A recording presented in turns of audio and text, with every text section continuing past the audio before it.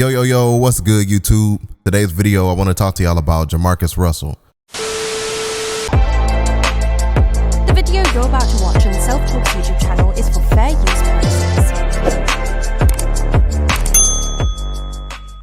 If y'all don't know, Jamarcus Russell is noticed as the NFL first round draft pick bust.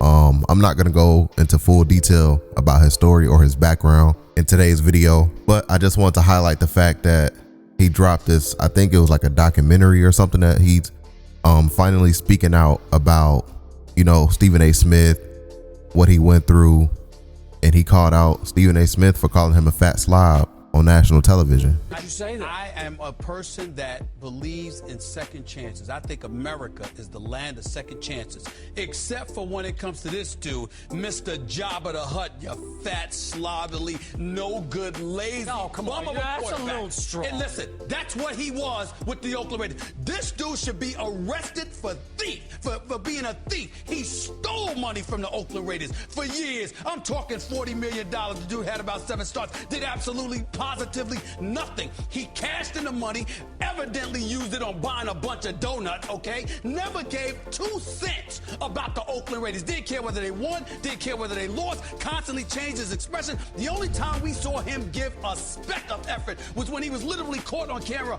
blowing his nose. That's about it. He broke down a little bit of his story.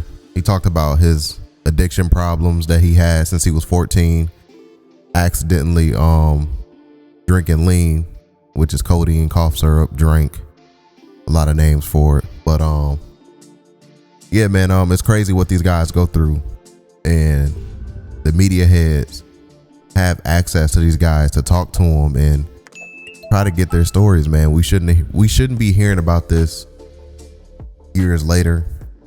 At the age of 36, Jamarcus Russell is finally coming out telling his story 10 years later, man.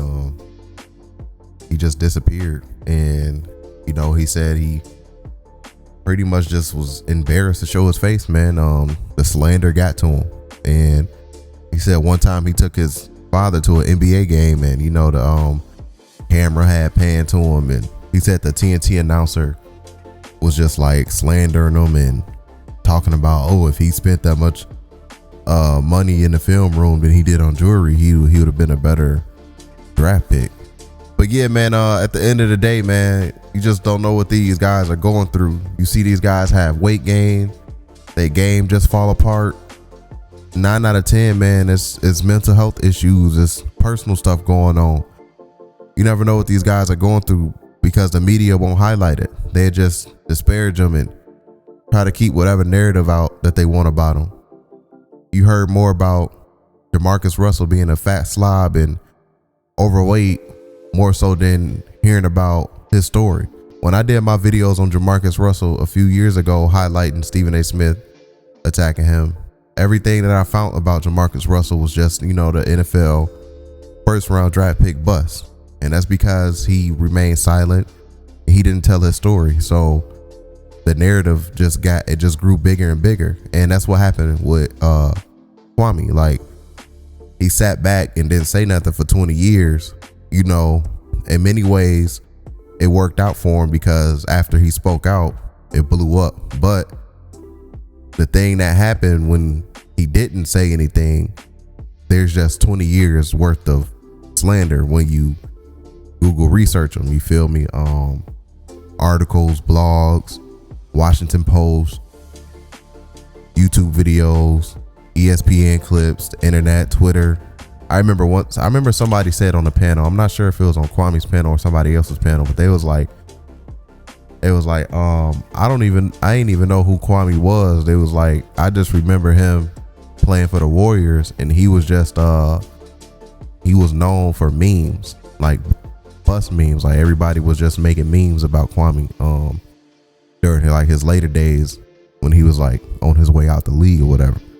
And you know, it's just crazy to think that like that's how far the narratives go when you don't address shit. I can only imagine if King and Martin didn't address Stephen A. Smith and other media heads, the type of shit that they would have did to him. Kyrie Irving right now is not really pulling up on people and you know, showing like, yo, I'm not the one to be fucked with.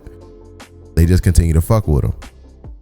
that's the reason why Stephen A. Smith don't talk shit about Kevin Durant like that.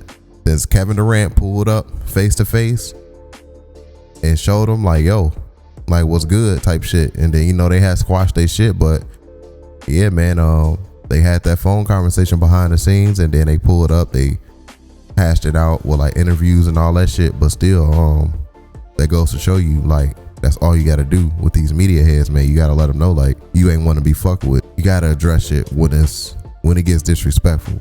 Again, man, sometimes people is going through personal shit that they don't even think about checking media heads, man. You know, you got guys going through family issues, losses, financial problems, debt, and all types of shit, man. But I just want to say salute to Jamarcus Russell for coming out, telling his story, speaking up, and hopefully, you know, he continues to do what he do what Kwame did, make a YouTube channel and tell your story the way you want it presented, and you can change the narrative as far as just, you know,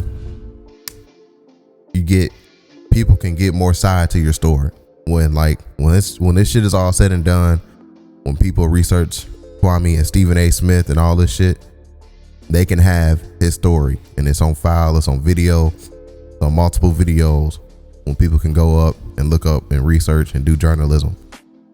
Now it's not just one side to the story. Now it's not just you Google research Kwame and it's just all these articles about bust. You know, you're gonna have his response to Stephen A. Smith, Matt Barnes, Steven Jackson, Gilbert Arenas, you know, just all that shit that made him blow up. You know, they got all that shit now in the record books pretty much, man.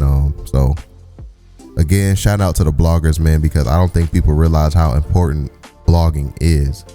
But yeah, man, I wasn't gonna hold y'all too long in this video. I just want to highlight the fact that Jamarcus Russell came out, spoke about Stephen A. Smith, told his story about his lean addiction, and spoke up a little bit more about what he was going through. So y'all can check it out. I had an article link where I got all this stuff from in the description box. Y'all can go check that out. And salute, man. That's my time, y'all. I'm out.